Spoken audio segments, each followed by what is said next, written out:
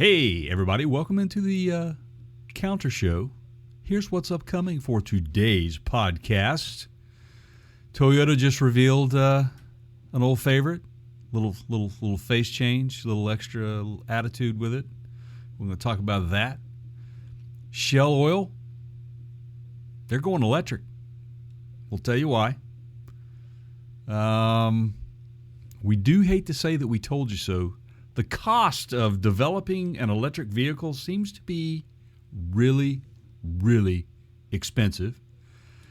And how ugly could the Cybertruck get, guys? We are going to get into that a little bit.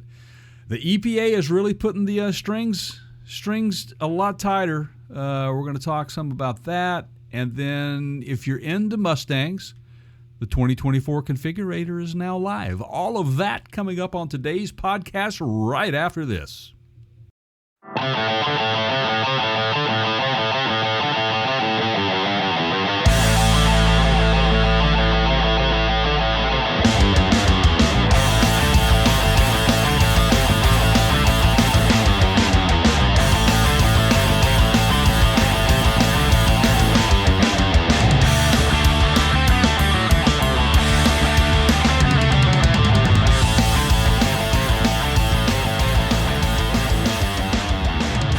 Hey, everybody. Welcome into the Counter Show. Keith, my good friend, podcasting partner in crime.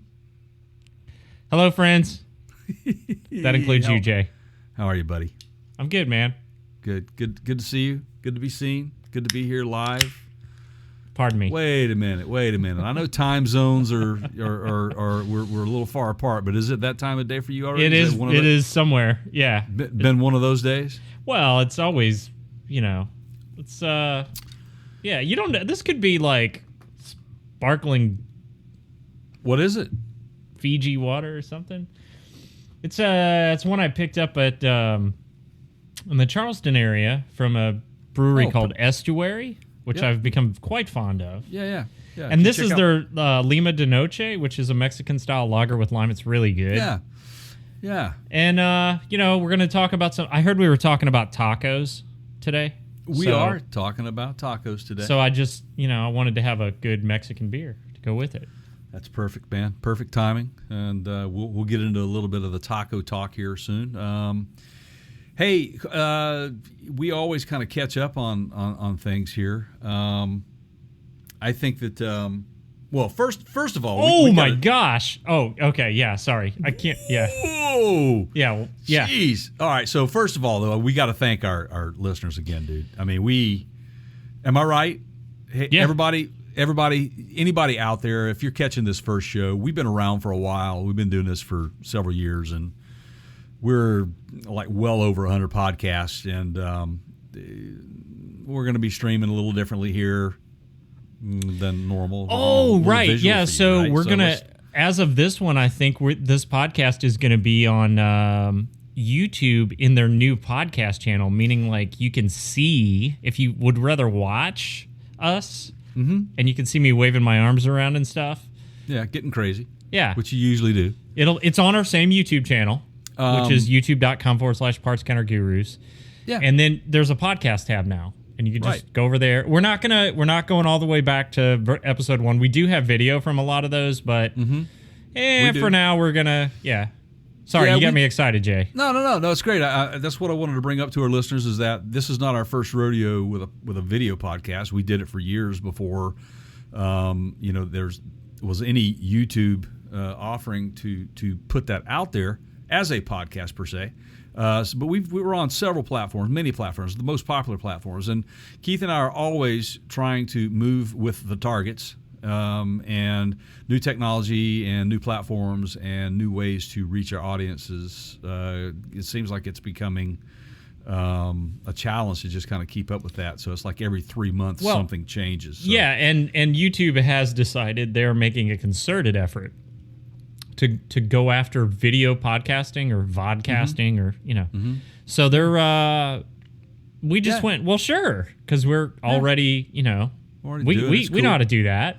We do. We have fun with it too, man. And the other thing too is that if for all you longtime listeners, longtime fans, if you haven't been over to our website lately, please do so. We've made some changes there too. It's a little under construction here and there, so you're going to see some final tweaks over the next coming weeks, maybe month or two, until we get it completely finalized. But we hope you like it. It's easy to navigate. You can get to just about anything you want to that we mention on these podcasts. So please make sure, as usual, we ask you to continue to listen. If you this is your first time, make sure you hit that subscribe button here on the YouTube channel. Also, make sure you hit the subscribe button for whatever podcast platform that you use.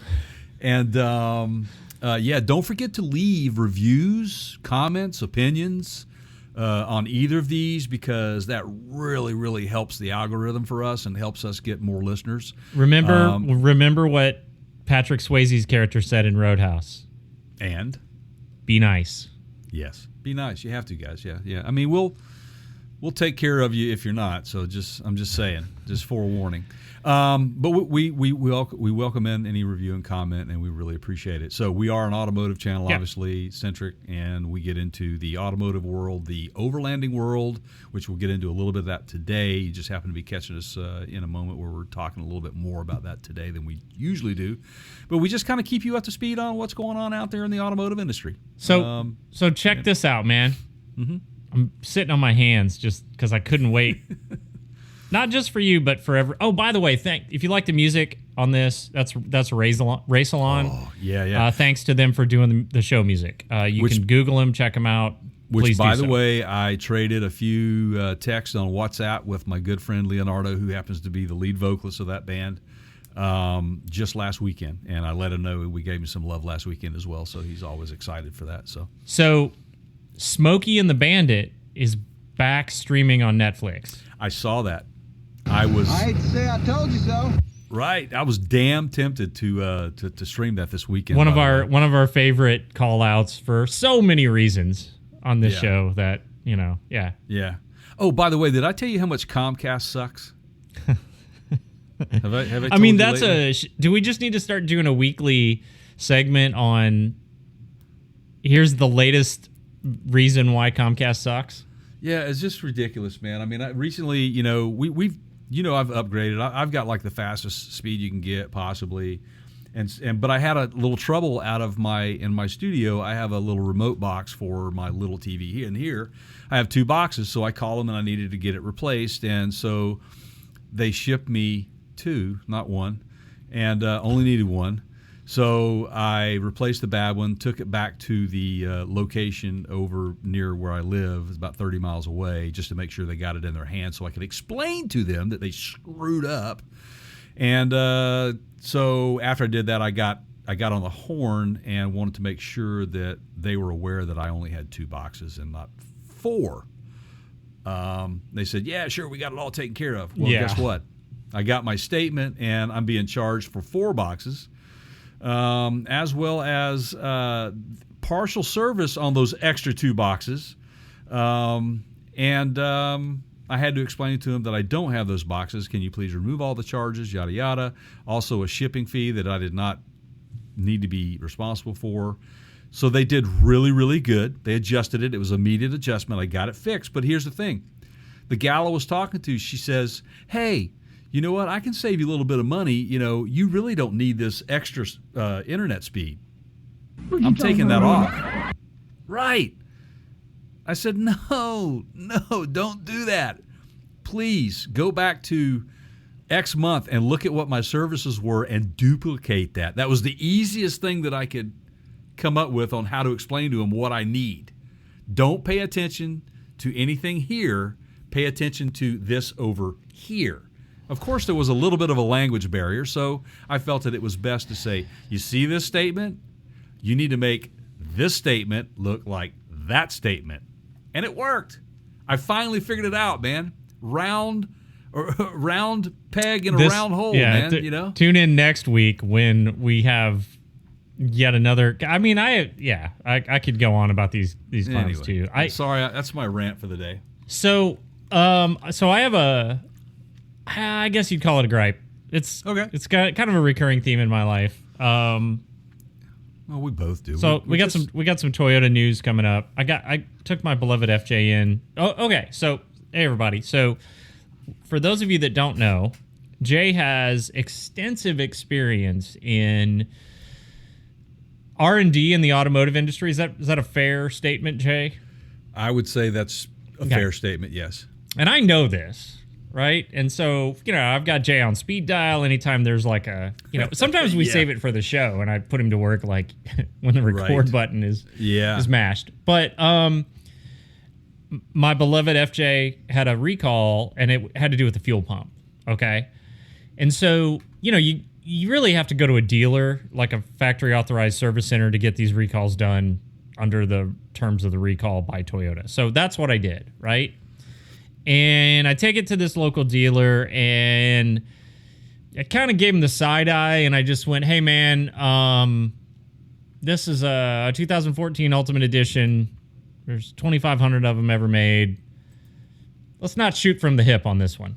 And I got, what I got?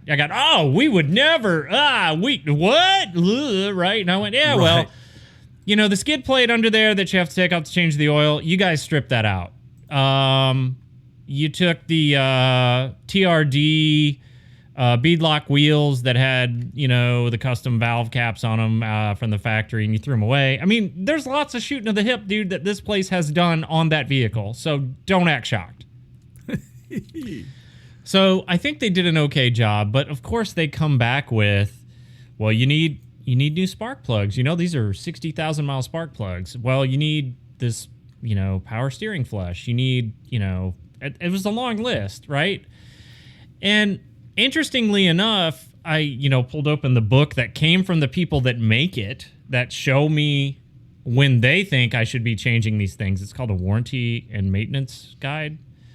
Do you know they put those in the glove box with new cars, Jay? They do. Yeah, that's handy. But I took it over to my guy who used to work for Lexus as a mechanic, and he started his own repair shop.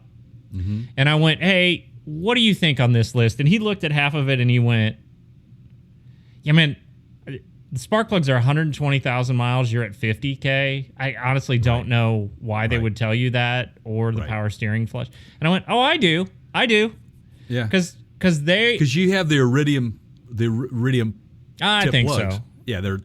Yeah, but they're probably NGKs or Denso. I don't know. Anyway, here's the point that I'm trying to make. Okay, we did this to ourselves when we started advertising, when we run car commercials on television that don't talk about anything but Bluetooth connectivity. Right, people stop caring about what's under the hood, right? And so. Like I was telling my wife, honestly, most people are going to see that readout from the dealer and they're going to go, I guess I should probably do that if you say it's time to do that, right? And that's $500 to $700 worth of extra money in their pocket, and people aren't going to know the difference. Right. And I have a real problem with that, and hey, dealerships, that is exactly why people hate you. Because you pull this crap. They do. It's dishonest. It's in their DNA. They have to do it. It's upselling. And honestly, man, I'll be. It doesn't make them. But insinuating that it's time for me to replace things that aren't due for maintenance. That I do agree with you that's poor. That's not good. I don't think you should be. If you have a schedule, a maintenance schedule to abide by, they should not be pulling you in and saying, hey man, you should be changing this. If the factory says this is it, if you have a miss or it's just getting really shabby fuel economy, you've got just all kind of weird stuff going on running, it's just not running right, then you probably start looking at pulling some plugs. But this is not that. This is my guy goes like it looks new. It's like a new car. And I went, I kind of try to keep it that way. And then you get, how can we squeeze this, this guy at the other place for a little extra? Right. I kind of liken that to the old, nowadays it's the in-cabin air filter you've got to get replaced so frequently now, Well, yeah. It's good to do it, don't get me wrong, but it's like you look at the cost of the filter and then where it's at and then the labor that they charge you to replace it. It's ridiculous. It's easy money for them. I get it. Well, yeah, in a lot of cases, you just pop open the glove box and it's you kind of drop it down. That. Yeah. It's like right there typically. I mean, so yeah, I mean, again, they're in the business to make money, man, and they want repeat customers. And some people don't. They don't squabble over that, and I think that's what they bank on, And those are people who are not as in tune with their vehicle as you and I. Well, are. they're buying it for the Bluetooth industry, connectivity, and it's like, well, the guy at the dealership told me that I needed to replace my, in-cabin air filter every month, so I'm going to do that. Well, they don't know any better. Right, and I mean, look, if it's under warranty and they want to replace stuff, good luck with that. Most of them aren't doing that anymore. Right. I mean. Yeah. I mean, I will say this. The experience that I had with the first Hyundai that I ever purchased was a 2010 Tucson, which I still have today. And I mean, I drive it because it's a great little commuter, great on gas, always has been. It's comfortable. It's easy to drive, very well maintained. I mean, honestly, man, I didn't have to put plugs in that thing until I think I was well over 140,000 miles when I put probably. Yeah, I could see that being, And they when they pulled the plugs, my guys, I could have done it myself, but I don't do that anymore. I find it much easier to pay somebody else. Well, I don't have time. That's what it comes down to. And I mean, plus certain, I live in a community that does not allow specific types of actions to be taken on vehicles in their parking lot. So right. They don't want a little Sanford and Son action in the in the parking lot. Exactly. Yeah. That's so funny, man. But it's true. I mean, keeping it down, man. Keeping it down. Anyway, sorry you had to deal with that, dude. It's crazy. I mean, we as a consumer, the advice that Keith and I have always given to anyone, no matter what product we're talking about, do your due diligence, do your homework. If you're taking something in for a service, do a little bit of research before you go in. That way you're a little bit more in the know. Honestly, it'll do yourself some good. So there you go. Anyway. We've been trying to reach you concerning your car's extended warranty. Right. You should have the best meme that I've ever seen for that is the guy standing at the urinal, and right. walks up. Hey, we've been trying to reach you, Yeah, right. Anyway, so we've got some exciting stuff coming down the pike. I'm going to give you guys a heads up on that. I personally just got off the horn with our good friend Neil Chen. I say horn. We've been back and forth. It's trading. On a horn. It counts. It's through the phone.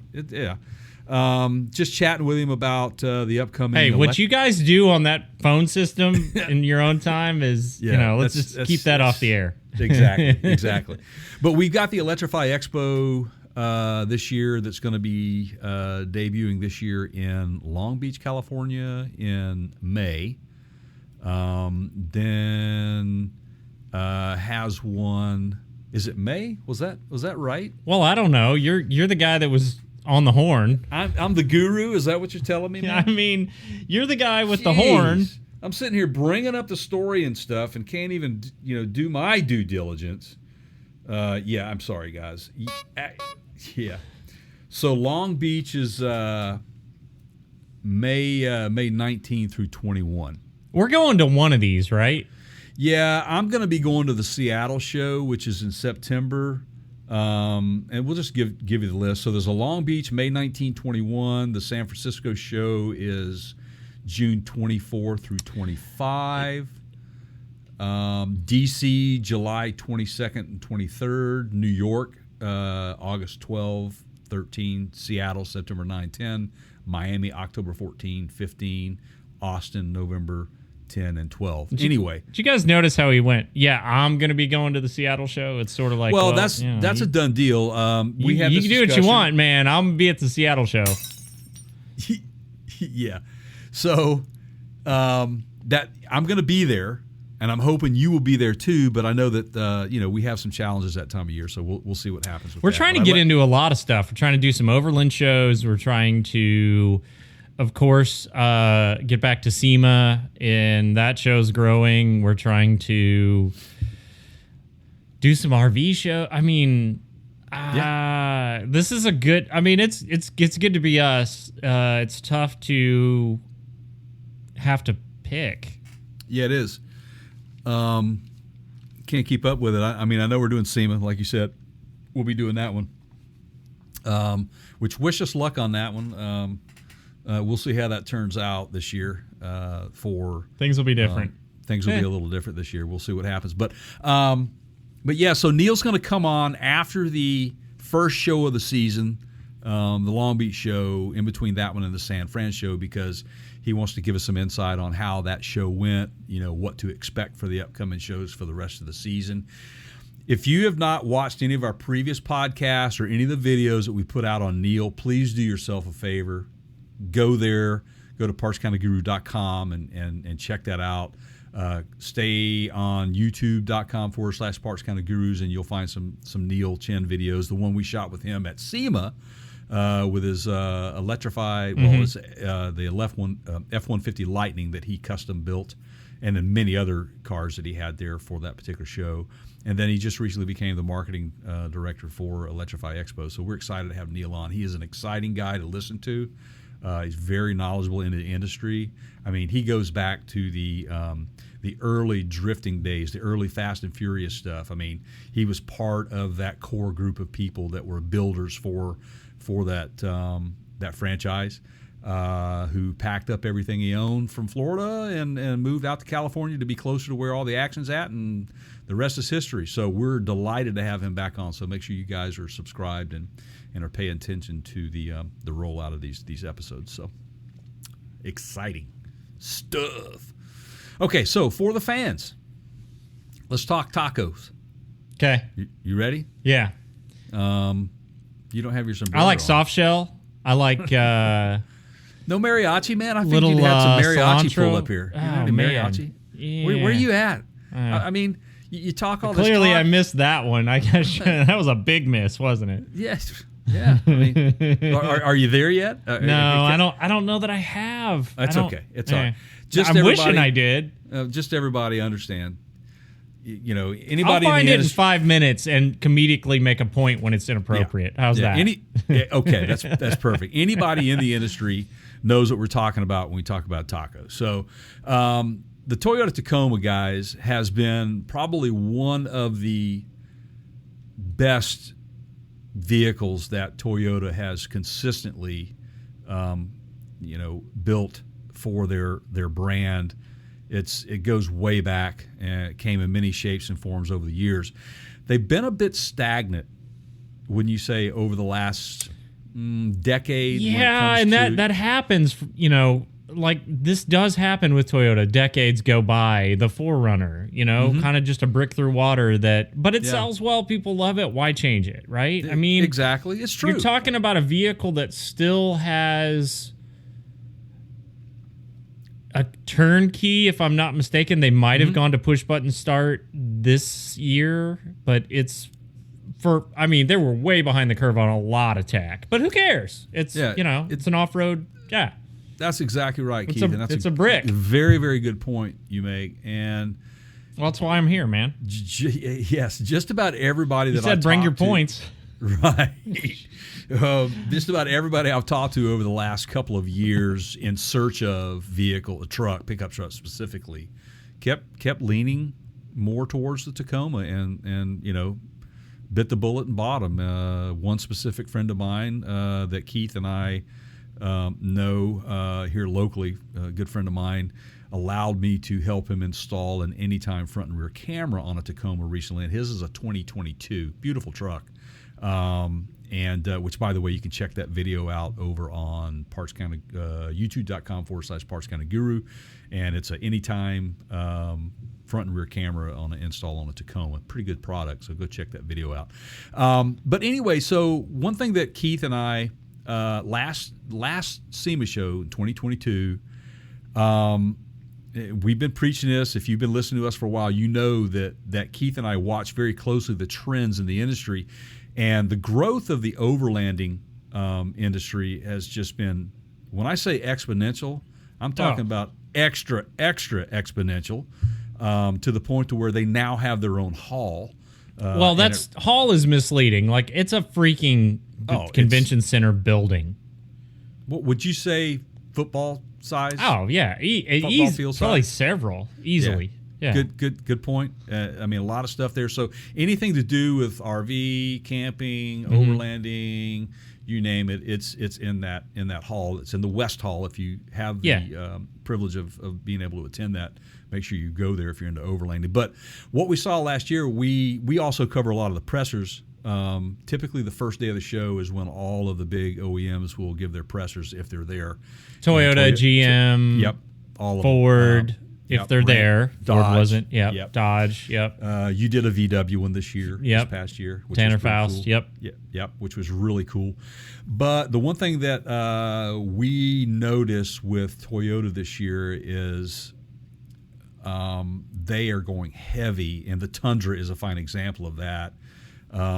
They came out with what they call the Trail Hunter trim for the Tundra, and it's a pretty awesome trim. I mean, it comes with it keeps you from having to go out and spend, say $8,000 to $10,000 to $12,000 in aftermarket product. Toyota is forward thinking and going, okay, well, why can't we grab some of that business and let's just build it out of the chute? And so they developed this TRD, Toyota Racing Development Trail Hunter version for the Tundra. And guess what, guys?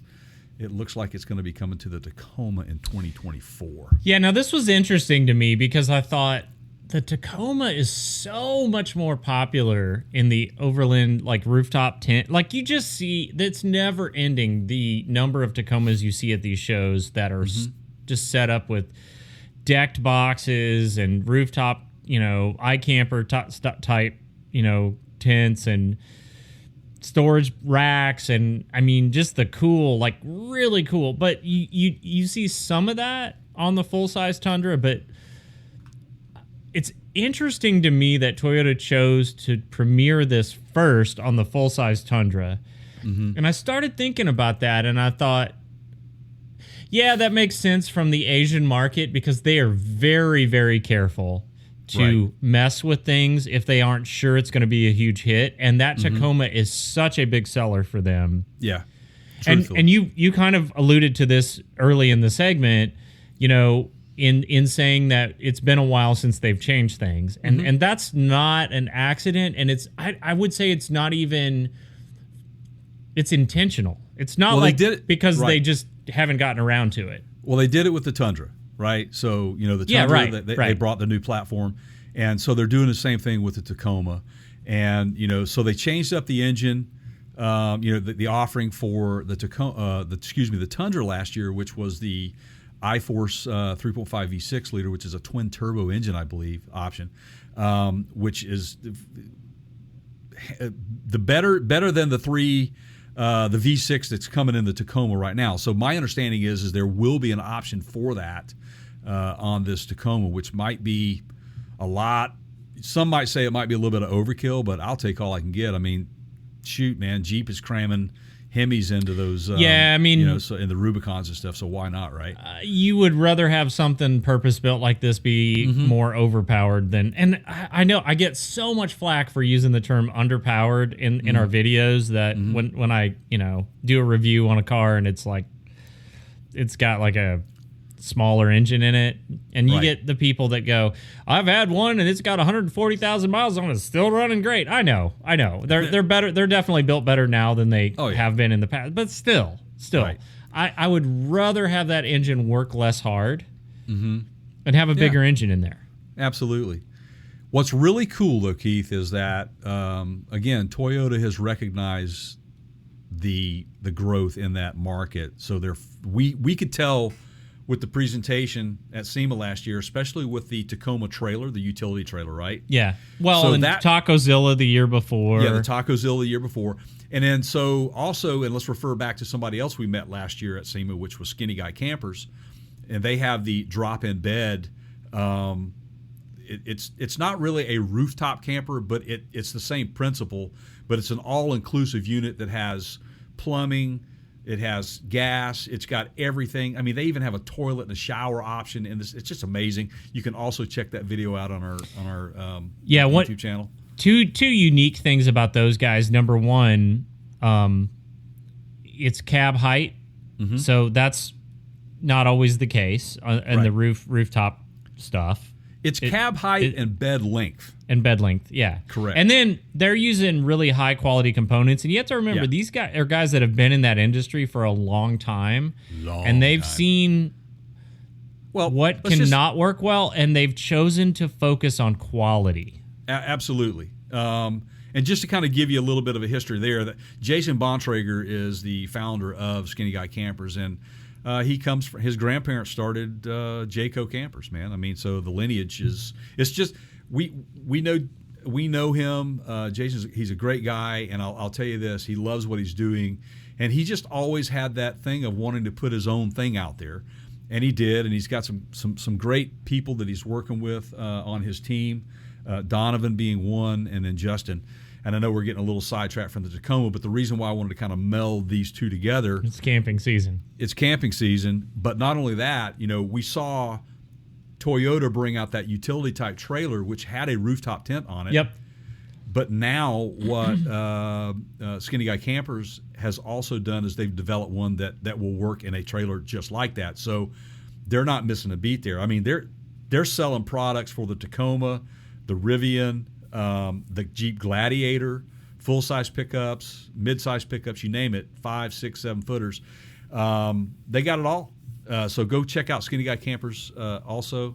And we hope to have those guys on the show at some point this camping season as well. They're super busy. You can probably find them at any overlanding expo that might be in your area, and Keith and I are working hard to try to figure out how to make that happen for us this year as well. But anyway, it's just exciting to see Toyota kind of partner up with, for example, like the bumper that they showed in the press release. It's an ARB. I mean, these are high quality. And I like the ARB guys are, if I could get it out. That's good quality stuff. I have some of their stuff. I like it. So what you're going to get with the Trail Hunter specific models will be a specific suspension, skid plates, specialty roof racks, fridge, rooftop tent, and all that sort of good stuff, which is everything you need to just kind of fill your tank and go off road and get out, get way out and go run into some of your friends and go have a party, man. I got a prediction. Let's hear it. Okay, I'm ready, man. We'll keep Bert around. Now, let me just leave a little 3-second pause right here, so when I refer back to this clip in 6 months, I'll insert it right here. Okay. The next Bronco at SEMA this year will be the Tacoma. Yeah, it's a good thought. That's a good... and you know what? I bet we will hear that. So, we did a whole... Like, it was 2 years ago that the Bronco was like just... It took over SEMA, and it was before the average consumer could really get their hands on one, and it was close to 100 that we saw at SEMA. Yeah. I think the Tacoma will be that this time around. I do too. I agree with you. I didn't even put that thought in my mind until you just said something, but it's time for the Bronco to move over. And the Bronco has definitely had its time in the limelight over the last couple of seasons. And I think that they have proven that it's a vehicle that is worthy of getting off road and having some fun with it, but they're also not immune. Ford's not immune to some of the issues that they had bringing that thing to the market through COVID and stuff. And they still have problems with this thing, guys. I mean, Keith and I you've heard us say it over and over again on this podcast. Why in the hell they don't have a manual transmission for the larger displacement engine yet, I don't know. Well, when dealers are able to sell them at sticker, right, and there's a waiting line out the door, they don't have to worry about that. But at some point, there will be a reckoning, and I think that day is coming sooner versus later. I think so. Sooner than later. Sorry. Yeah. So good luck, Toyota. We think you've done the right thing. We're excited to see what the final reveal will reveal of how the Tacoma looks. If you're going for an in-your-face look, I hope it doesn't resemble exactly the Tundra, because that's a big square box now. It's not ugly, it's just not my style, man. I mean, I liked, I like the 80, 87, 88, 89, 90 Tacoma models look great. I love those things. Owned one. And then maybe the 2010-ish, 2011-ish, somewhere around there, they made another change, I think, and I really like that body style. But then they haven't changed anything in forever, so we'll see. There's your man on the street. Happens. Get some pictures of it as soon as they drop it, and then just go out there and ask people what they think and turn the camera on. Yeah, hey, leave us a comment, guys. Leave us a comment down in the comments. Leave us a comment on our website for the podcast there, too, the audio podcast, and see if you want a man on the street kind of an interview on what's coming or what things look like or what people want to see. I'll do it. I'll be glad. You got a mariachi hat?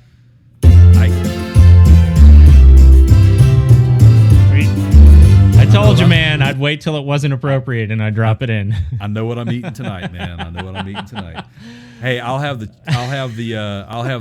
fishbowl margarita and keep the chips and salsa coming. Yeah, there you go. So, hey, guys, you've heard Keith and I talk about this before. You can go to youtube.com/Parks County Gurus.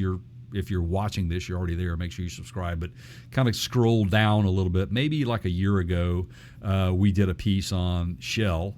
I hate to say I told you so. Yeah, Shell Motor Oil, Shell Oil Company. The same company that has the yellow Shell on the sign at the gas station. That one? Yeah, the guys with the pumps. Yeah, those guys. Right. Okay. Well, I just know because it's like. Yeah. Wait, they sell more than beer at the C-store?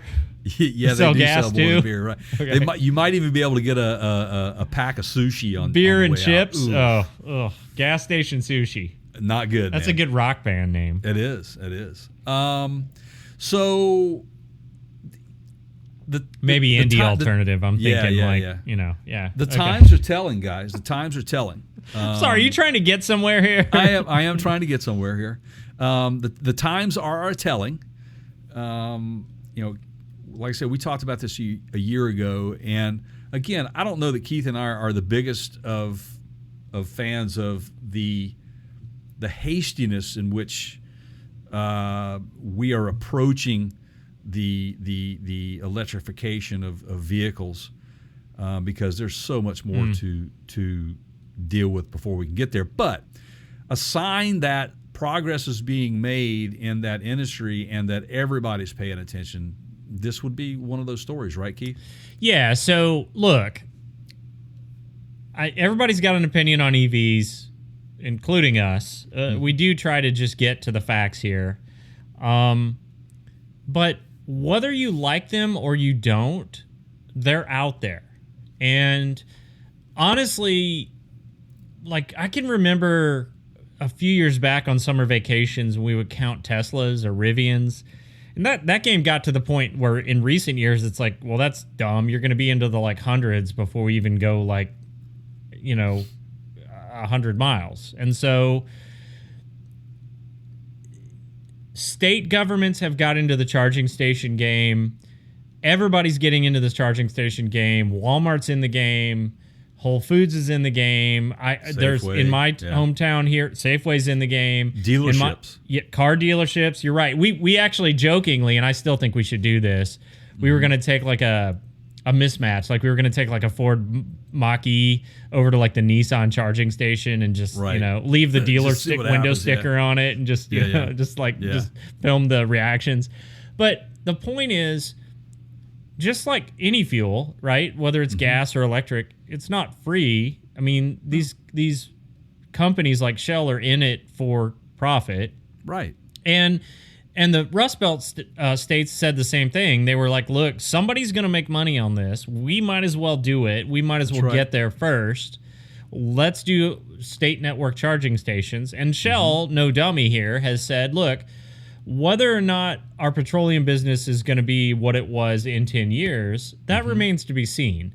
Right. However, there's enough electric vehicles on the road now that need to be charged that there's an opportunity there. And I think that's what's driving this. Absolutely. They recognize that, their future has got to change. And what is my famous line? Innovator, go home. And, there will always be the need for fossil fuel. In my lifetime, I know there will. Yeah. You're never going to get rid of, especially your big, RV, diesel engines. And, it's never going to be zero. And stay tuned because we got more to say on that topic very soon. That's exactly where I wanted to go with that. We're going to be talking about that a little later. Sorry, Jay, did I step on your point? No, not at all. If anything, that's what we do best is step on each other, and that's what great. What a dumb thing to do. I'll bet you wouldn't have done anything like this if Mom and Dad were here. All right, anyway. Yes. So Shell USA, which is a subsidiary of Shell PLC, the big company, announced the acquisition of Volta Incorporated in an all-cash transaction valued at approximately $169 million US. Yeah, so two things here. Shell, first of all, said, we're not going to start from scratch. It's better for us to do this with a company that's already got some trial and error underway. They've done the R&D, and this isn't unheard of. This is very common with larger corporations. Why reinvent the wheel, right? Exactly. So to $169 million, yes, they think that's compared to what they think the profitability margin could be on this, right? They think it was worth $169 million. Absolutely, it was to them, and again, they see what the future is going to look like. Again, there'll still be demand for gasoline, for fossil fuels, diesel. There'll still be demand for it, but again, if all you're selling is that, and the reduction of engines or vehicles that are reliant upon that fuel source. You're basically just putting yourself in a corner, and you're painting yourself in a corner, and you're never going to get out. So with this acquisition, it makes them own and operate one of the largest public electric vehicle charging networks in the U.S. It's insane. Volta. Yeah. Mm-hmm. Their plan is 500,000 charging points by 2025. Insane. Yeah. Which is 2 years from now. Yep. And then, last time I checked, anyway, and then 5 years after that, 2.5 million charging points. Yeah, that's insane. I saw that. It blew my mind. Even Shell thinks this is going somewhere. Yeah, and it will. It will. I got to keep saying this, though. I saw this, and someone said, and I've said it, you've heard me say it on this podcast before, the future is not electric. It is eclectic. Yeah, I like that. Yeah. And that is the bottom line, guys. And this is my opinion. I think that we have to consider room for everything for this to work. I also think that, and we'll get into this a little later, we're going to talk about some EPA changes, is why we want to talk about it, that some of the requirements that they are pushing are just not, in my opinion, reasonable. and honestly, Shell they don't care. They're kind of like the Michael Jordan of fueling stations, if you will. Hey, filling stations is going to maybe make a comeback, that term. Look, yes, absolutely. Look who else just committed a lot of dollars, and this is no joke.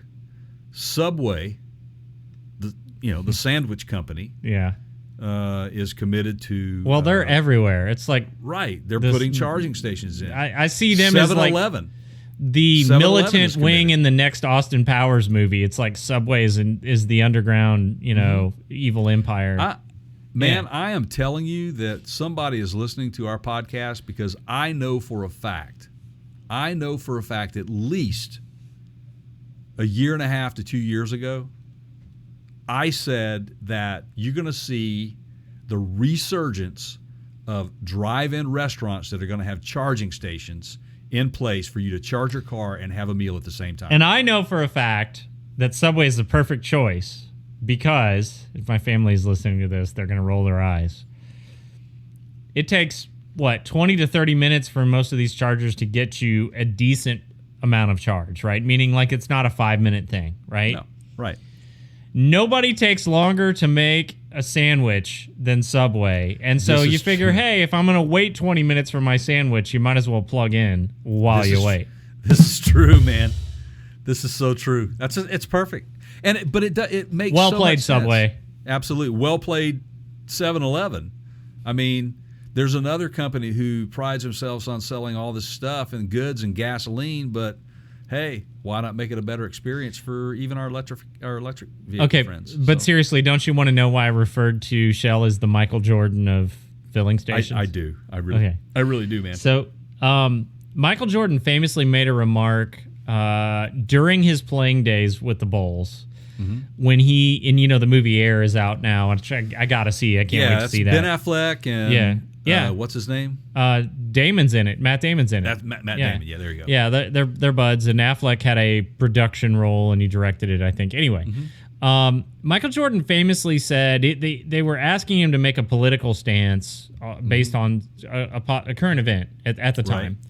Right. And it was something along the lines of, well, Republicans buy shoes too, or Democrats buy shoes too, or something like that. Meaning, like, I'm not choosing sides because all these people spend green money.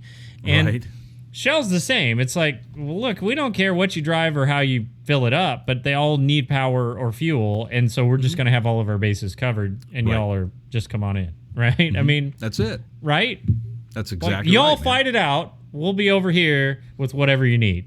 Right. That's it. Perfectly said. We'll see. Hey, we're gonna see where this all washes out in about.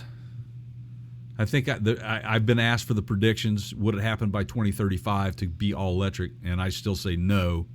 But I do think that in 10 years we will be having even a much broader discussion on this. And we've said it, batteries continue to be the leading factor in how well these vehicles will perform in the future and driving costs down.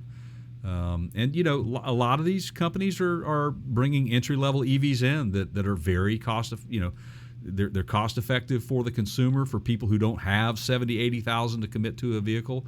I think even Tesla said it's going to be coming out with a smaller version of one of their sedans. I don't remember which one it was, but we know that Chevrolet is continuing to pump out vehicles that will be a entry level, and I think Ford is working on one too. So there's going to be you're going to have a demographic separation, if you will, just like you do now, like between luxury vehicles and purpose-built vehicles. And the purpose-built vehicles are those that need their vehicle to commute back and forth to work, not necessarily a luxury item to them. So I think that's why some people have had a hard time understanding why in the world anyone would buy, say, a $100,000 Hummer EV. And, they got to start somewhere. And they got to sell a lot of gas engines before they can only sell that too. So I think it kind of helps separate the market a little bit, and people will buy up stuff, and it'll help them liquidate a little bit. So, and again, the dealership model will look much differently in 10 years too. So we'll see what happens with that. So that's a good story. We're going to keep up on that with Shell and see. And hey, coming soon to a Shell station near you, guaranteed. Yeah. So we've got a lot of tie-ins here. That kind of transition into a couple other big newsworthy topics. And we've got Dodge yet again making love them or hate them, man. They've been making the news cycles lately, which then ties into some EPA regulations that are right on the precipice of being a thing or not. I'm full of big words today, Jay. But this reminds me of a Tom Petty album. I don't know if I'm alone in this or torpedoes? Not. Well, I'm trying to remember the album, but it was. I remember I got it on disc, And there's this segment on the disc where he literally comes in full voice, not singing, and just says, "Hello, CD listeners. This is the point in the album where our tape listeners will have to stop and turn the tape over." And are you familiar with this, or am I? Okay. No, I am familiar with it, and it's one of his later ones. Okay. It was not the earlier stuff. This is some of his later stuff. Yeah. So we kind of got a situation like that coming up, and I think we just tie them together is the point I'm trying to make here. Okay, so I feel like this is as the stomach turns or Days of Our Horrible Lives or it's become a soap opera drama with Chrysler, Fiat. Well, Carlos Dodge, Tavares has been, if anything, probably one of the most realistic automaker CEOs out there, just basically laying it out, about the transition from, ICE to EV, the reality of that and the cost involved in doing that. I mean, this is what we want to talk about today, yeah, right? But then I think he gets pressure from the board, and he's like, all right, well, I'll say it differently then. Yeah. Look. I mean, it makes more sense to me now. What we have been talking about, and like I said, if any of you guys have listened to our podcast before, specifically last week, our last podcast, even last episode, we talked about Mopar or Dodge in general being at the SEMA show with nothing but gasoline engine models, and we're like, what in the heck were they thinking when they just announced they're going all EV? This is great marketing. What's this all about? Well, at the end of the day, because of the cost to go all electric, you got to have something to help sustain that. And they realize that. I think that they're one of the automakers that realize that we're still a good 10 years away from really having a solid product out on the market. And then from all the changeovers that are kind of being forced, and these are from the pressures of the EPA, not just in the U.S., but global EPAs are pushing that narrative as well, that we need to go all EV. The pressure continues to roll in, but the realization is that it costs a lot of money to make that transition. So they are going to have to continue to sell internal combustion engine vehicles, rely on that, and market those well in order to offset the cost of the EVs. Period. And that's where it's coming from. In true Parts Counter Gurus fashion, I have a couple solutions that I would like to offer at the end of this segment. So I can't wait. I can't wait. He's basically saying the cost of production of these electric vehicles is not price competitive to what they can deliver in a comparable ICE gasoline engine. Right? You want to go buy a Ram truck with a V8 Hemi in it that's, a half-ton pickup that you can get for $65,000.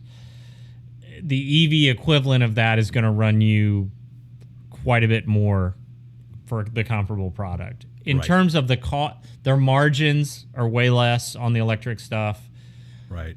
And he's not lying. I tend to believe that Ford and some of these other players, and Tesla, it's well known they were taking a loss initially when they released for the first few years, their vehicles were priced, they were underwater.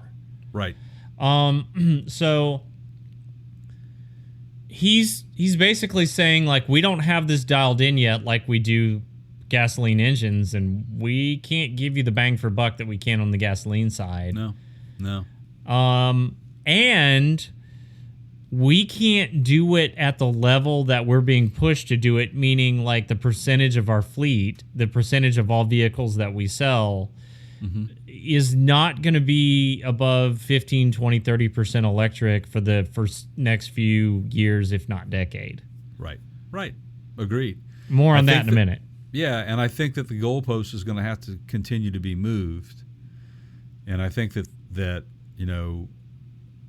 all this chatter, that you hear going on, what is it, the Inflation Recovery Act or whatever it is, which is part of this. They're pushing that, and guys, I'm telling you, you heard it here from us, we've always said it, we see that there's room in the future for a lot of electric vehicles. What's amazing to me is that how many have committed to this. I mean, we're flooding the market right now with electric vehicles. I can't imagine in 2 years what the percentage will be of say, electric to gas. Well, I know what the percentage is this year. Yeah. I'll tell you in a couple minutes. Okay. Just keep listening. But it's rapidly changing, and that's again why you see what we just talked about with, say, Shell on the them adding stations and a lot more stations popping up everywhere. It's not as high as you think it is. Oh, the percentage on vehicles. That's all I'll say for now. Okay. All right. All right. You want to hear my solutions? Yes, let's hear. All right, Carlos, everybody. I'm telling you straight. It's my way or the highway. So anybody who wants to walk, do it now. Okay, sorry, but seriously, a couple ideas that I have for you here as the best cooler in the business. And by the way, if you like any of these ideas, you can find us over on our website at partscounterguru.com. So option one, I'm going to give you two options here. Automotive executives. I'm listening. The first option is something that you've already started to go down the path for, and I hate you guys for this, but I will admit that it could potentially fund your EV development. You already know what this is. Jay does. It's the going back to the well. It's the monetization of services, the recurring revenue model, if you will, for these vehicles. So, for example, like BMW, heated seats. Like, you want heated seats? Well, they're in the car. You just have to pay a monthly fee to unlock them. You put everything behind a paywall. And again, I hate you guys for doing this, but yeah, it's awful. I know it would help supplement your shortcomings on the production costs of the EV side. So you want to charge for these features, you do it, you figure out a way to make them cool like Apple does, and people will pay for it. Right. Couple bucks here, couple bucks there, $10 over there. Mm-hmm. Next thing you know, you're writing a $75 extra check a month to Stellantis for all these features that you want. You want burnout mode, you got to unlock that on your Ford Mustang, whatever, and it's right. It's $15, $12 a month, whatever, right? So that's option one, okay? Right. Option two is a little bit more revolutionary because, as Jay likes to say, innovator go home. So I felt, I do my part to show up with something innovative. Start building modular automobiles. Jay, what was this you said earlier? The future is eclectic. Yeah. Okay, it's pretty fitting. So, you watch a lot of these futuristic movies, and it's like, what kind of car is that? Like, it doesn't look like a Ford or a Dodge or a GM. I can't really tell. Right. It's kind of homogenized, right?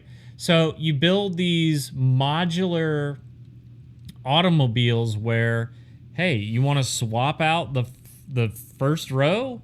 We've got an upgraded version with Versatilia seats. You just take it into the dealer. They unlock the module. The seats come out. The new seats go in. It's got all new cup holders. It's got an upgraded heated and cooled cup holder system. It's got, whatever. Same thing with the dash console. Make it modular. Just start going crazy with the modular capabilities, right? And so you replace sections or segments of these cars and trucks. And that way it's not, it's a little weird. It's not truly a 1999 model year anymore or 2023 model year. It becomes like, well, this was in 23, this is in 28, whatever. But you don't have to build the whole car again. You can just sell them a new front row of seats and the infotainment center and whatever, right? Yeah, I think that's a good point and a good discussion. And I think to some degree, like your GMs, GM has basically built their skateboard, like let's say Tesla has, which fits you want many. You want a drivetrain, make it modular, right? Right. You have a small, medium, large drivetrain, right? That are capable of having just a front wheel drive or just a rear wheel drive. Oh no, Jay, you got to go Super XL Deluxe Extreme. Is that what it is? Yeah. Yeah, and you charge like an extra 25% overhead for Right, but I see your point. And I think there's two ways that'll help make that happen. First, they got to continue to work on the battery technology, Keith. They've got to get the battery technology small enough and less volatile. Right. And give it more range. And I think we're close. I think there's a lot of technology out there that's getting us close. I mean, guys, this stuff is 2 years ago. Some of the things we're talking about today, we thought would have been 5 years out, but we're only 2 years from when we started talking about it. So this is kind of almost like artificial intelligence. Let's say AI, Chat GPT, and stuff. We got to tell you guys. I mean, this industry, the EV industry, is growing as fast as the tech industry is. Period. And they are kind of, if not truly, hand in hand with each other here. Yep. So we're seeing a massive revolution in technology, in industry, in the world right now as we speak, especially in this country. Now, here's one advantage that you have by all this, Keith, is that everybody out there, you know, that's like, oh man, I ain't buying it if it ain't made in America. Well, a lot of this stuff I think that you're going to start seeing more and more of this stuff being American made. I just feel that happening. It's already happening. Yeah. Yeah. And so that kind of squashes we're going to lose our jobs from electric vehicles. I think even that becomes homogenized. Like, I do too. You know, you have companies like General Motors partnering with LG to do their Ultium battery platform. Right. And they're building plants in the United States. And it's like some of it was R&D done in parts of Asia, and some of it was done here in the United States. And, you know, the American workers are going to work in an American plant in Spring Hill, Tennessee but, you know, it's kind of becomes a gray area, right? The whole made in China sticker, it's like, I don't know, man. It just becomes a little bit, the water is a lot muddier now. It really is. But in a nutshell, guys, Carlos Tavares, CEO of Stellantis, was quoted as saying, that's the elephant in the room for everybody. Yep. The bottom line, the cost of electrification is so expensive. So for sure, we need to make sure that we protect the profitability of our current in-market internal combustion engine business to help fund the transition to electrification. Which means all those expensive Hemis that you guys are buying that are custom limited edition, back to our previous podcast, we don't think those are going away. You're going to be able to buy those for another decade. I think so. You might be buying them in limited runs, though. Yeah. Again, if you're buying them in limited runs, it's the Sam's wholesale model. It's exclusivity that isn't exclusive. It's like, well, this year it's this color, and next year it's that color, and they're all unique in some way. But absolutely, you know, absolutely. So there you go. The truth be told. Now the other side of that coin. Other side of that coin, and I'm jumping around a little bit on you here because I know we've got some Tesla news. But before we get to the Tesla news, can I throw you a curveball here? Absolutely. Jump to the EPA stuff? Absolutely, we can. So we've got this regulatory stuff that's in the pipeline under the current United States presidential administration. They're fans of it, and they've been vocal publicly about that. And the EPA is trying to push the automotive manufacturers like Stellantis, like Ford, like all of them, to get their EV production to 50% by 2032. Right. No, actually, I think it's in the 70th percentile by 2032. Ooh. Okay, that's right, because it was by 2027 or 2028 in that time frame is when they expect to be around 50%. Yeah, so the automotive manufacturers are coming back going, whoa, like we're not even sure we can get to that 50% mark. Right. And like I know you guys are EV crazy and we're seeing lots of EVs on the road today, but the data is out now and less than 7% of the automotive sales in the past year, Jay, have been electric. That includes Tesla. That includes all automotive manufacturers. Less than 7% are EVs. Now, look, we've said many times on this show, people blast us, you guys are EV fans, you're all... Nah. This is a great example of how we're just agnostic, we're reporting the facts, right? The automotive manufacturers are coming out and saying, we cannot hit this number. And I am a big fan of the way that Optima Jim from Optima Batteries said this. By the way, I've got to get a new battery for my FJ. The dealer completely missed that it was Jim. Are you hearing that? Yeah, right. I'm gonna get an Optima. The dealer was like, battery's fine. And I took it to my guy, and he's like, yeah, the battery's weak. And I already knew that. But I do this. Like, I just don't say stuff, and I see what they say, and if they catch it. Anyway, I digress. Before I get all these haters for calling it a dealership.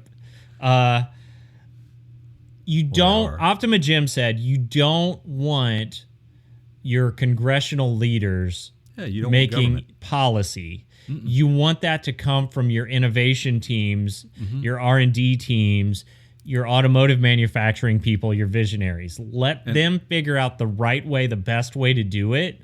Right. Okay? Mm-hmm. And the problem that we have here and what the EPA is trying to do, or at least that I can see being a problem, is they're just trying to go tell the automotive industry, hey, here's a date on the calendar we're circling, and you need to be at 50% by that date, and then you need to be at 70-something% by the next date. And the automotive industry is like, we can't afford, like the previous segment, like Carlos Tavares, Stellantis CEO said, we can't afford to do that. You're going to bankrupt our company.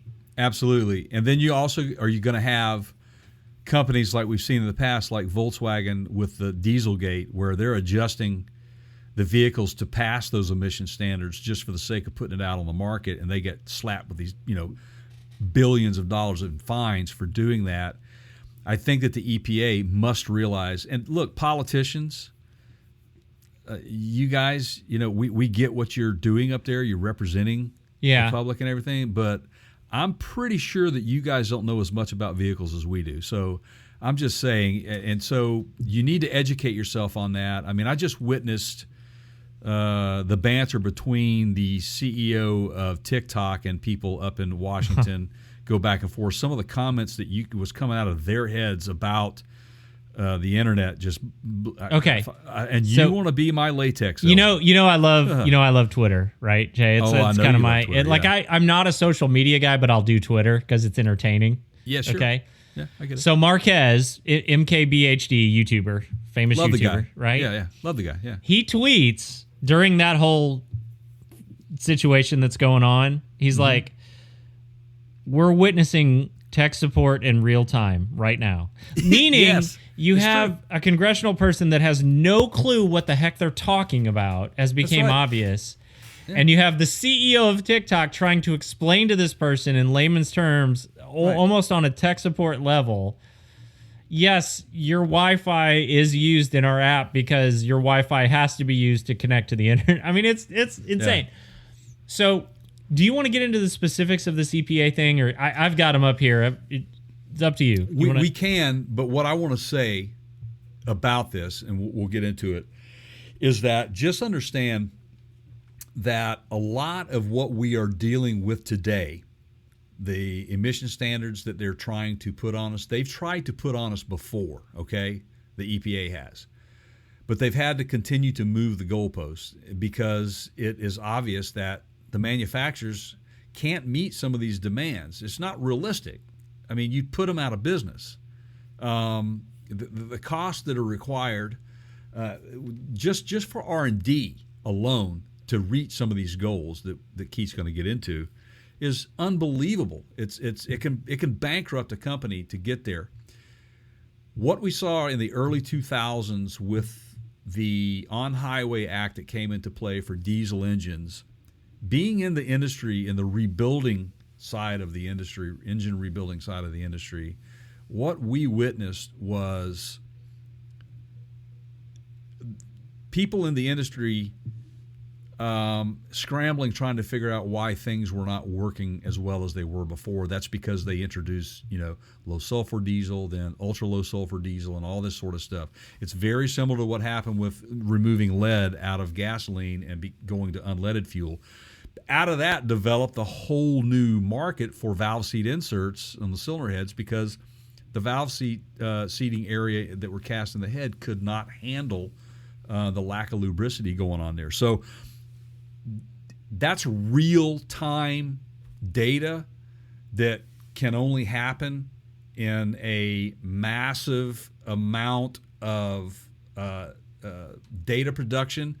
The consumer, unfortunately, is the ones that has to be the guinea pig here to deal with all this stuff. So what I'm the point that I'm trying to make here is that just because what you hear today does not mean that is what's going to be there tomorrow.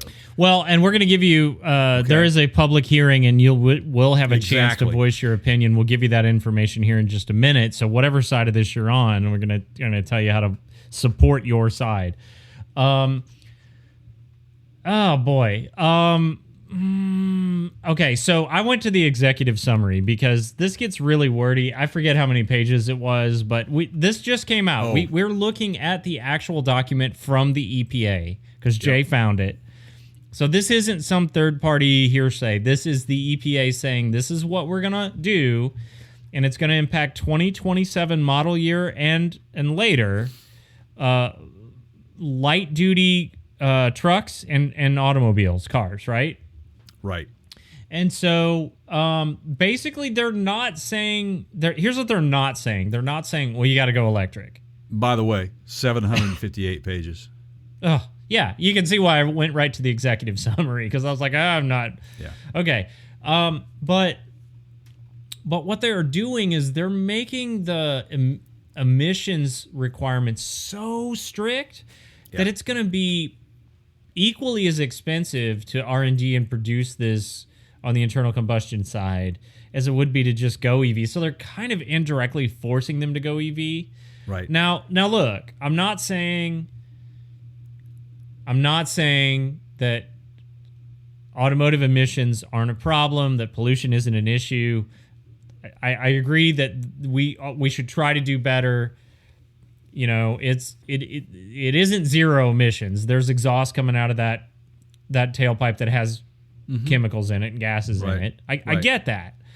But unless you can afford to pay $150,000 for transportation, there's got to be a happy medium here, right? And so if they do something crazy like they're trying to do, it's pretty extreme, and it's going to force this issue to the point where, at least for a few years, the automotive manufacturers are going to be like, they're just going to have to just pay the fines, and they're going to put that cost right into the sticker of the car. Absolutely, that's what's going to happen. But or they will have to move the goalposts again. And used car sales will go back up. Right. So good job on that. Right, absolutely. And my point to that was, when I was saying, is that you're going to see that happen. I mean, the On-Highway Act started in 2000. I mean, they were bringing that up back in the mid-'90s.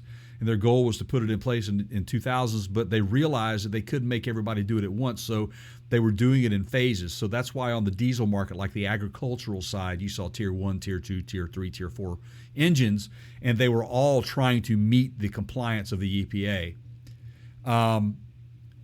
My personal thought on this is that I think that the EPA needs to look at, and again, what I said, the future's not electric, it's eclectic. And this is a big part of this.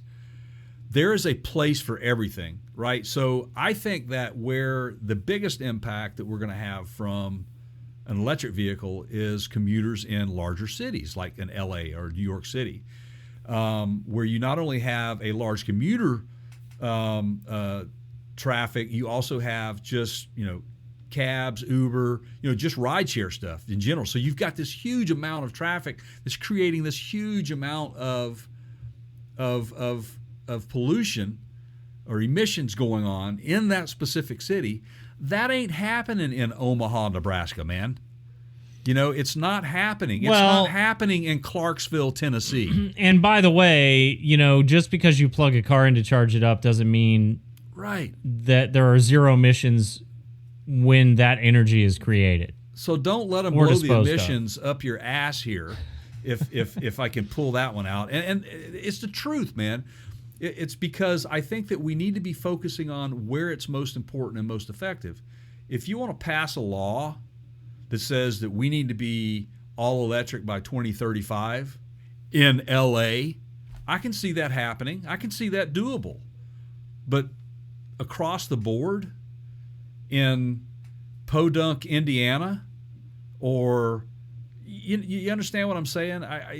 A car running down the road in a very rural part of this country is not causing a whole heck of a lot of harm to the environment, guys. I'm sorry. And I would love for someone to come on and tell me that I'm wrong. But as with anything like pouring a small amount of something into water, if there's a large enough amount of water, the dilution factor comes into play. And that's exactly what happens when it comes to emissions. It's still carbon and stuff getting put out, these carbon emissions. Yeah, they're going after CO2 is the big one. Right, and they want to reduce, there's 3 main emissions. Yeah. And I'm not a scientist. I'm not a chemist. Some of this stuff is like, I know what it is, but I'm not going to talk about it and make myself look dumb. Right. But the bottom line is the percentage of reduction that they're trying to reach out of CO2, out of some of these other ones. I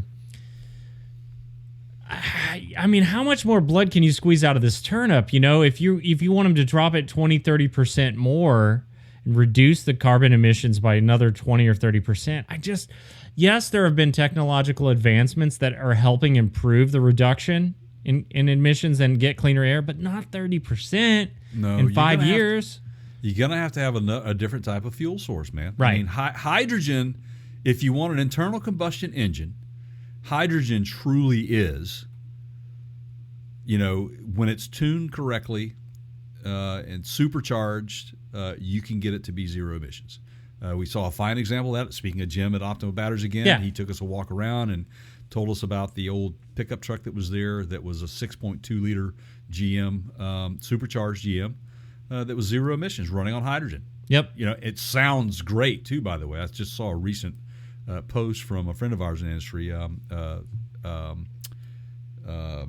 from Total Seal Piston Rings, which is, golly, man, I'm drawing a blank, man. He's going to kill Lake me. Speed Jr. Lake Speed Jr. Thank you very much. You're welcome. Gee whiz. If you guys don't know who Lake Speed Jr. is, please go find him and watch him. He's amazing at what he does. So anyway, Lake, thinking about you, buddy. But anyway, he was had a nice piece on that. But I think that hydrogen, yes, can do that. It'd be a way to go. But when it comes to gasoline engines, again, like I said, I mean, they are maxed out almost already. Literally, the percentage of emissions that they put out, they're pretty damn efficient, man. They're pretty good. Yeah. Right now as we speak. So the improvements that we've made just in the past 10 years to emission controls, and then also changing up the fuel and, just doing a few different things, tuning them to perfection, going to direct injection. I mean, obviously a lot of those things have effects on the engine and their performance overall, longevity of an engine. All that stuff plays into it. But still, you're right. I mean, it's almost like we're at the point where GM was with the Corvette, the front engine Corvette. It's kind of reached it reached its limits. Potential, I mean, what else can we do? Well, okay, let's put a mid-engine in now. Right. Nobody liked that idea, but boy, they sure love it now, right? Holy I mean, look, when you get to a point where you're getting close to 1,000 horsepower out of some of these engines and, Dodge is doing it, I mean, you're there. Like, look, this is stupid. Like, you're how much better can your 0 to 60 time get? And there's a point here where you're pinned so hard to the seat that you can't control the car anymore anyway. That's so right. Now you're in fighter jet territory. I mean, you're pulling G's. It's true. It's true, man. And honestly, then you have to talk about reaction time and giving that car to someone that maybe not capable of controlling it with those kinds of quick acceleration speeds. And, that's why that Trans Am in Smokey and the Bandit was such a powerful car back in its day. Mm-hmm. And so many of them ended up wrapped around trees because people bought them and they were like, I can't control it. I mean, that car was chosen to be in that movie for a reason. And the reason was it was a really fast car back in its day. Yeah, it was pretty badass. Yeah. No doubt about it. Still is to this day. And it was very hard to control because it was kind of a sled, It was. Yeah. And I mean, I knew guys that were dropping 396s in those things too, man. It got pretty crazy back in those days, man, with friends of mine. I mean, quarter mile, great, as long as there's no turns or, Yeah. Right, just straight, man. Keep you straight. Lock it in. But yeah, guys, I mean, I would be paying attention to this, and you do have an opportunity. Keith, can we leave maybe a link to? Yeah, so we have a great place for you all to find this. It's called Mentioned on the Podcast, and you can find that on our website at partscounterguru.com or partscountergurus.com. We don't care. We own them both. everybody. We're one and the same. So you can go hit our website, and we have a mentioned on the podcast tab. Click on that. We do it by episode. We usually match it up to the name of the episode. So if you look down at your podcast player, whatever the name is on this episode, if you find that, you'll find the link, and you can go post your thoughts and feedback. And this will go directly to the EPA. Jay's giving me a power to the people sign. And yeah, you tell them what you think. Does it say anything, Jay, here about when that comment period is? Let me look at this. It seems like I did see that. There's a hearing in May. It's May 9th and 10th. So you might want to get your comments in at the very least before that hearing. I would definitely say that be the case. Let me go here. Proposed rule. Yeah. I don't see. The hearing is scheduled for May 9 and 10. Yeah, just hurry up and get them in, everybody. And you're welcome. Yeah. Yeah. The additional session may be held on May 11th, is what they're saying. So May 9, 10, and 11th, be very aware of that.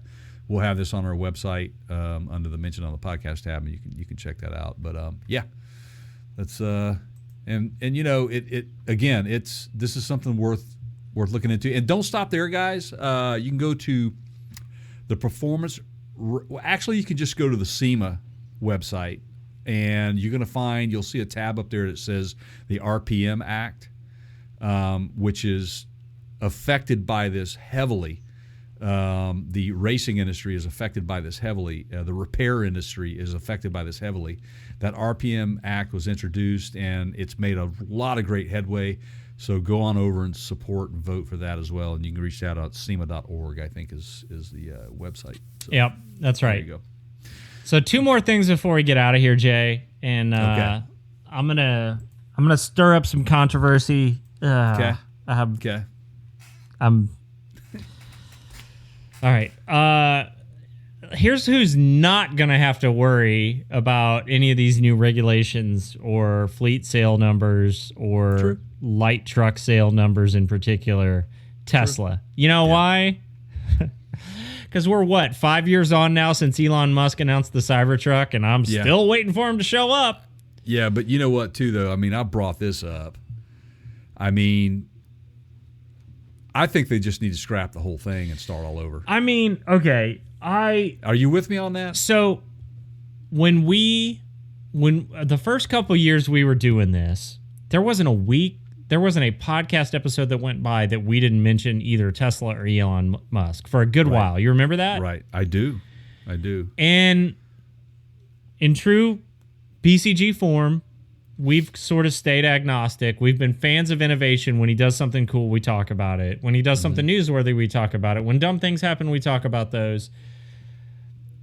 For an executive of a company to come out and premiere a product like this Cybertruck and fail on stage with the whole glass window breakage thing, but then fail in delivery? Dude, what are you doing? You showed people this 5 years ago and you freaking can't bring it to market? Like, that is horrible. It is. It's you bad. have lost my confidence completely. I honestly feel something about this is intentional.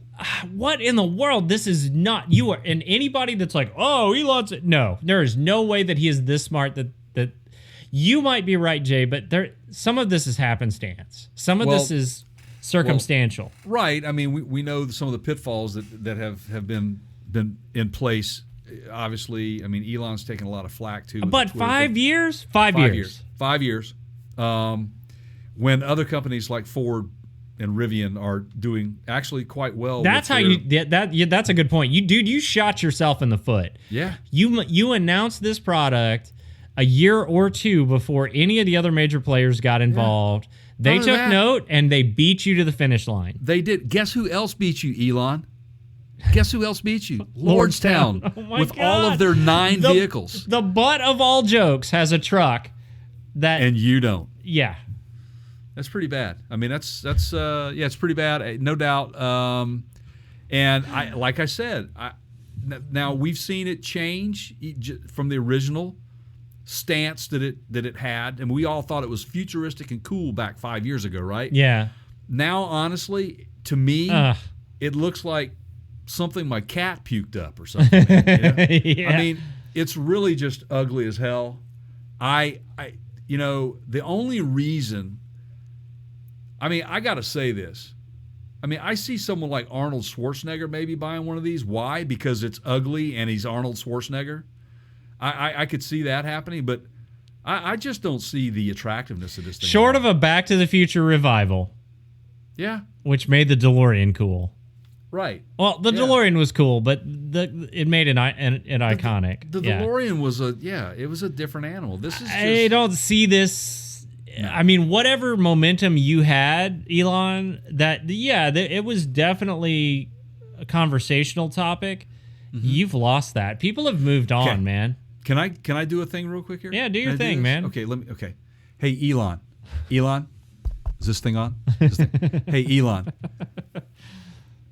you know I'm right, and you can come on our show and you can prove me wrong, but you're not making this baby, are you? You're not going to make it looking like this, are you? You know you're not. Come on our show and prove me wrong. There you go. Yeah. Ain't happening. Yeah, maybe in another 2 or 3 years, but not next year. But it won't look like this. Yeah, there'll be more changes, and if it looks anything like this, he's going to lose his ass. Those wheels, oh my God, what? Well, for those wheels, and I did a little research on that, they're there for a purpose. Okay, there's a lot of technology that are mounted to this vehicle to real-time test the suspension, turning radiuses, performance overall, just that sort of stuff. Those steel wheels had to be used specifically for the test. So those are not the wheels that would be production wheels. They're specially designed wheels that they could do this. I did the research on that. But even still, if it had the fanciest set of wheels on it, I can't see this thing being attractive to. Just explain this to me. Explain this to me, please. Okay. All right. And I'm serious. I mean this. Okay. This company, talking about Tesla, has revealed and unveiled and released multiple models of vehicles at this point. Mm-hmm. The Model X was their second big unveiling. That took some time to get into production, but just a year and a half, 2 years. Mm-hmm. Yep. Model 3, Model Y, so on. Okay? Each one a new product line. Why can't they get this done? It's not their first car. It's not their first rodeo. No. What? And I want you to think about this too, Keith. Appealing to the eye. Are not all those models from the word go, and still are, with minor improvements over the years to the body style? Sure. Really good looking. Who in his design team, came up with this thought that this thing would But you have to let the sales numbers determine that. You have to put it out there and let that be decided by, the free market, right? Right. Not bringing it to market because you're not sure it will sell. Well, isn't even you didn't even try at this point. You just gave up and went home. No. Then stop R&D if that's the case. Stop doing stuff like this where we see it still out there being tested in R&D. Do you remember the old commercial about ugly trucks? You remember it? No. Okay, well, this is the poster child of that. Don't you buy no ugly truck. Oh, now I do. Yeah. You remember that? Yeah. Well, here you go. Here's your ugliest truck on the market ever. What is it? EV. What is it? Like, if it's like propulsion system, okay, well, I see. You're not gonna follow me on how ugly the damn thing. All that other stuff doesn't matter to me if it's not appealing to me. But you're right. What is it? What technology is holding them back? What is it? I think that what they're doing, they're gathering data. So I think they're close to some production here. For 4 years? I really do think that they're close, and here's why. They got two people testing these things? What is going on, man? Right. Well, there's a reason why he moved to Texas, man. He's got a big farm of Tesla Cybertrucks sitting out there somewhere, man. They're just hauling hay around and stuff like that. Just see how well it's real time work truck. But no, it has what the wiring in those wheels are. Those are wheel force transducers, and they're designed for the use in development and testing of complete chassis and chassis components on different vehicles. So during the measurement, a wheel force transducer replaces a standard wheel and measures the forces and moments acting on the tire contact patch. So there you go. That's why it looks the way it looks right now. But still, it's ugly. Still, yeah. But they still haven't sold one. Yeah. But because of that, tells you that they are still gathering data on this thing, and they could be miles and years away from it. I don't know. But he says they're going to be in production, say, not delivering until 2025 in this particular. I mean, what kind of a like encyclopedia salesman? Like, can you imagine these board meetings? Like, what's the excuse this quarter? Right. Yeah, I don't know. I'd be like, dude, where's my damn Cybertruck? Right. Now, did they open up reservations and then close it and then give people money back or what? Or I mean, I don't know either. But I still say this is not the last time we're going to talk about the Cybertruck. Excuse me. I think it will. Hell, it's even giving me indigestion talking about it. I just don't think it will look exactly like this when we get it. No vehicle usually does pre-production, but it's already got mirrors on it, which it didn't side mirrors, which it didn't have previously. That's a highway transportation safety thing. You got to have that. Yeah. God, man, Elon, dude, what are you thinking, man? Yeah, this is ugly. Did you? I'm done with this guy. I'm kind of done. I'm done with this guy. Like, I don't believe he can save Twitter. I'm done with him. My question is this, Elon? Did you come up with this design in your head while you were smoking that doobie on the Joe Rogan show? Joe Rogan show. Is that what? Did he? Is that where he smoked that joint? Yeah, live on air. Yeah. On his Joe Rogan podcast. Yeah, good stuff, huh? Yeah. Anyway. Yeah, so good luck with that, Elon. We are still still waiting, buddy, and we'll be glad to cover it if it ever comes out. And good luck selling it, man. This is the CEO equivalent of puking on your shoes at a party and then just hanging out at the party, acting like you haven't puked on your shoes. Right. And everybody knows there's puke on your shoes. And still drinking with a cocktail. You're still hanging around, and you need to go home and clean those shoes off and get your together. That's it. Okay. Absolutely, man. Absolutely. So there you have it. Wow. All right. On to a better piece of news. Yeah. I think our Ford Mustang friends will really, really, really, really, really appreciate it. Ford just announced, like late last month, early this month, that the Mustang configurator is live. And that the new 2024 Mustang base starts at around $33,000, that includes destination charges, which really in reality when the Mustang first came out, it's not that much more than that. So I think they've kind of kept the cost down to a reasonable amount. The GT model, where did I see that at, man? It was 43090.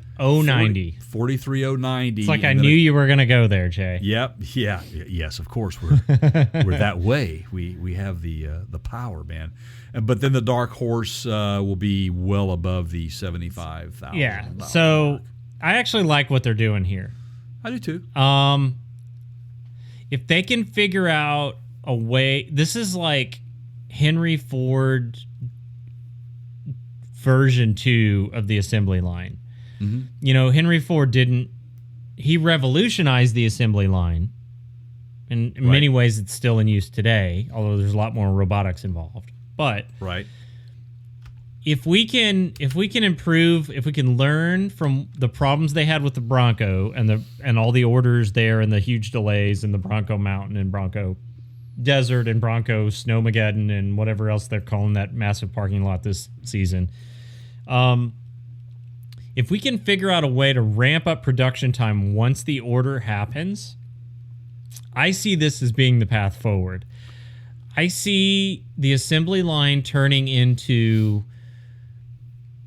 special order only. Like, gone are the days in the near future of, there's 20, 30, 40 different variations of a 6-cylinder Mustang made, probably more than that when you start adding color in. Mm-hmm. And then you go to a lot and you try to find one in a dealer network or whatever. Right. I see it being, let's not go fishing. Let's not make one until it's actually spoken for. True. And if they can ramp up their production to a point where they can build it within a time frame that's acceptable, a couple months. Right. I see this being the way forward. 6 months or more is not going to fly. People aren't going to wait. They're just short attention span here. We got TikTok and YouTube Shorts, man. People aren't in it for more than 30, 40 seconds. Yep. The configurator is a key component to making that very attractive. Because it will allow you to build one to your heart's content without having to slap down any money to do that. So it's great marketing, and I think that this is the new model. Yeah. I think you're absolutely correct on that, Keith. That's a great point. What else does it do? It helps these types of vehicles survive a little longer and not completely throw it away. I think everybody just assumed that when Ford brought the Mach-E out that was the end of the Ford Mustang itself, the traditional Mustang, and it's just not the case.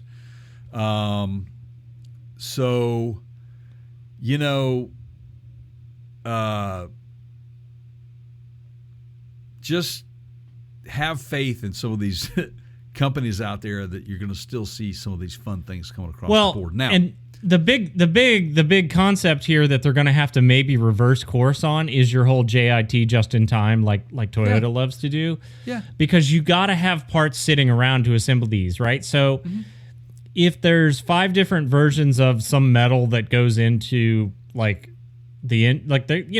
notoriously offers, you've already mentioned, various engines in these Mustangs. Right, you got to build those engines.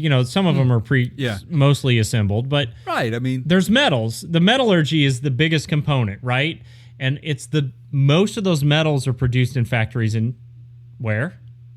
In China. Well, China, South America, right? China is Asia. Let's just go overseas, okay? Well, it depends though, man. Because there's a lot of that stuff getting produced south of us.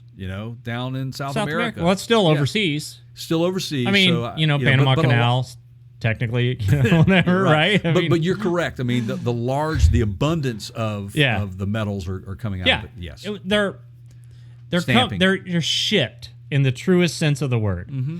And that takes time. It takes months. And so the months factor is the biggest factor in the delay of these vehicles being assembled. Those components are showing up off a boat, brought into a staging warehouse, and they're put together, right? Right. And so they're not going to be able to do the JIT model where they order the stuff, have it show up at their door in a week, and then they start building your car. They're going to have to start warehousing these components. But I still think it'll work for them. I do too. Even the higher production versions of these Mustangs, they still have the same DNA that the GT, about the only difference are going to be, maybe the engine and then some suspension components. But like you said, the volume parts, like the panels and such, like you're talking about, yes, absolutely. I think it makes it easy for them, man. And what they've also done here too, though, is they have reduced the number of paint options, which also helps them. It's like, let me give you an analogy in a way. When you go to a restaurant and they throw a menu down in front of you and you start flipping through this thing and it has I like this. 4 or 5 different, it's just like something's not going to be right with this when I get my meal. What is I want to order the most popular item on the menu, because I think that they're probably better prepared to create that for me and me enjoy that rather than go back on page number 10. And yet, many of the meals on that page in that section are using some of the same ingredients. Well, this is true, but the ones that make it better are your restaurants that put down a single page menu in front of you, and what is in front of you takes the ingredients that they have on hand. It makes it more efficient. It makes the ability to be able to produce a quality product because you're continuously refining the process. Yeah. So your experience, your meal is going to be dead on practically every time, and it should be good unless something in the back changes. And so it's kind of like that with this, is that so we give you less choice. You know, we can produce this thing, and them getting it to delivery in a timely manner is probably more doable than you know what got me thinking about this, oddly enough, was I ordered a musical instrument mouthpiece a couple weeks ago. Yeah. And the company's out of Portland, Oregon. And it's all metal. It's completely milled out of a single piece of metal. Mm-hmm. All right. And I've got a lot of these. I've had a lot of them through the years. I'm not going to go into what it's for. It doesn't matter. But right. the point I'm trying to make here is it's metal. Remember that, okay? Because you, Jay, have a lot of experience with metals and metallurgy, right. Okay? Right. And you probably know, if I were to show you a picture of this, where it's being made, okay? And so the guy comes back to me and he's like, well, honestly, for what you want, it's really the most common one we sell. Like, it's the most popular, hands down. Not even a close second. Isn't even. It's 3 times more we sell of these than the close second. Right. Okay. He's like 10 weeks plus. 10 weeks to get a mouthpiece that's this big, made out of one piece of metal. Mm. What's that tell you? Yeah. It's being made in China. Mm-hmm. They're waiting. Literally, they're not putting the order in until I pay for it. Right. And then they wait for it to come across the ocean. And this is a company that's been around since the 80s. Right. But now, too, they still are dealing with, delivery issues just because of the continuous shutdowns here in China. But wouldn't you, this is the JIT comment, wouldn't you have a supply of those on hand? Used to be the model, yeah. Because if this is not upsetting a production environment, then it makes sense for the seller. If you are a company that has a contract with a high production piece, then JIT comes in really handy because it is exactly what it is, just in time, and we're going to get there just in time to keep the production rolling.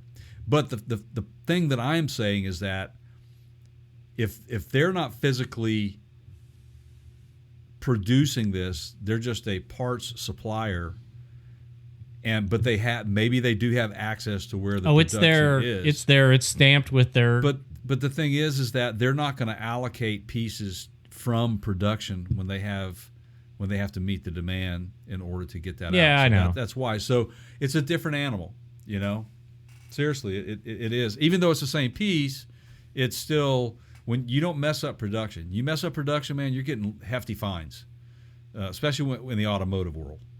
Yeah. But like I said, what's making this work for Ford is the fact that these vehicles have the same DNA basically as the standard high production vehicles, and with a few swaps, tweaks here and there, they can put these things out, and you can personalize it again to your heart's content. And again, they've reduced some things that are available. Like, for example, they're not even offering a green color vehicle. Color is a choice. It's red, black. I think there's four or either 5 blues, maybe. I think there might be a gray, but there is no green. There is a red, which is a beautiful red. Racing red or something like that is what they call it. I forget. But anyway, it's a great idea for Ford. I think this is how you keep the heart of the Mustang fan alive.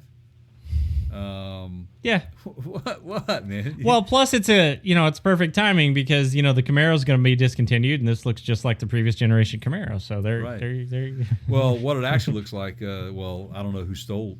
Yeah, I don't know who stole what, but I don't know who stole what, but the BMW or the BMW. series. Yeah, right. Oh, yeah. So, there you go. Don't make them Ford people mad, man. lay off them GM people too. All right, will you? all right. Sorry. Yeah. All right. Well, there you have it, guys. Ford's available. Go buy one. Ford Mustang's available. Go buy one. You can get it in 2024. So there you go. Delivery will be happening. Go ahead and order your special version and put a Knight Rider sticker on it. Who knows? The black only if it's the black. Make it a one. kit. Yeah. Make it a kit. Yeah. We got enough technology out there to make that thing look like kit, right? Don't we? Yeah. Oh yeah. Okay. All right. Okay. Cool. All right, man. So, gosh, man, I got to say thanks to everybody for listening. This is great. Hope you enjoyed it. Hope you enjoy watching. If you're watching the video version of this, make sure you subscribe again, and make sure you please leave us reviews and comments and all that sort of good stuff. Thank you so much. Follow us on socials. We're on every platform out there. You can find us. You can go to one stop to get to everywhere, and that is go to partscountyguru.com. Up in the top right-hand side of the page, you'll see all of our little social icons, and Keith's got some fancy buttons up there for you to have quick access. And sure, there's an Amazon tab there. Go buy yourself some Amazon stuff. Click that tab, and it helps us out. Backed by popular demand. Yeah, absolutely. All right, pal. Take us out. Hey, everybody. Thank you for making us a part of your lives, as always. For my pal Jay over there, I'm Keith. You're over there. Yeah, you're over there. In the words of Bruce Lee, be like water. See you on the next one.